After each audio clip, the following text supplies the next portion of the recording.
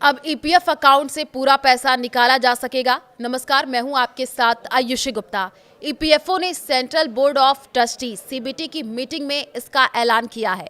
EPFO ने पुराने 13 कठिन नियमों को खत्म करके अब केवल 3 कैटेगरी में पार्शियल विड्रॉल के जो नियम है वो बनाए हैं, जिसमें आवश्यक जरूरतें, बीमारी, शिक्षा, शादी, मकान से जुड़े खर्चे और विशेष परिस्थितियां शामिल हैं।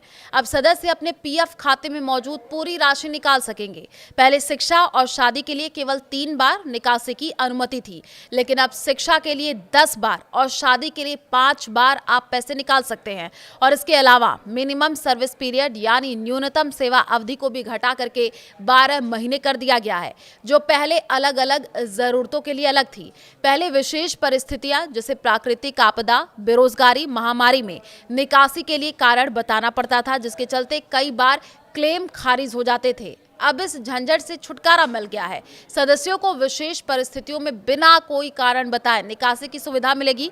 ईपीएफओ ने यह भी सुनिश्चित किया है कि सदस्यों के खाते में हमेशा 25% राशि मिनिमम बैलेंस के तौर पर रहे और इससे सदस्यों को 8.25% की ब्याज दर और चक्रवृद्धि ब्याज यानी कंपाउंड इंटरेस्ट का फायदा मिलता रहेगा, जिससे रिटायरमेंट के लिए अच्छा खासा फंड तैयार हो सकेगा। नए नियमों के तहत कोई दस्तावेज जमा करने की जरूरत नहीं होगी। निकासी की प्रोसेस को पूरी तरह ऑटोमेटिक करने की तैयारी है, जिससे क्लेम का निपटारा तेजी से होगा।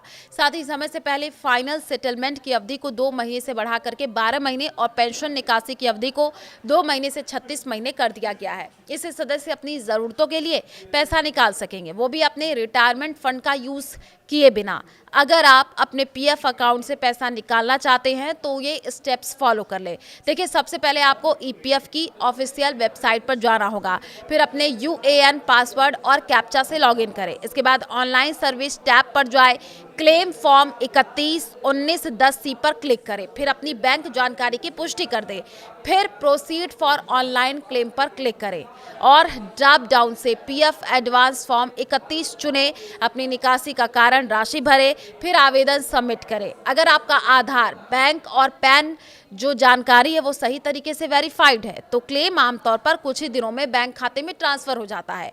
सरकार ने साफ कर दिया है कि पहले ईपीएफओ मेंबर्स को राशि निकालने के लिए बताए गए कारणों को सत्यापित करना होता था, जिसकी वजह से कई बार क्लेम रिजेक्ट हो जाते थे, लेकिन अब ऐसा नहीं होगा। लेकिन अब कुछ श्रेणियां ऐसी हैं जिससे बिना किसी सत्यापन के आप पैसा निकाल सकेंगे। मसलन प्राकृतिक आपदा, जहां काम कर रहे हैं उसका बंद हो जाना, लगातार बेरोजगार रहना या किसी महामारी का फैल जाना।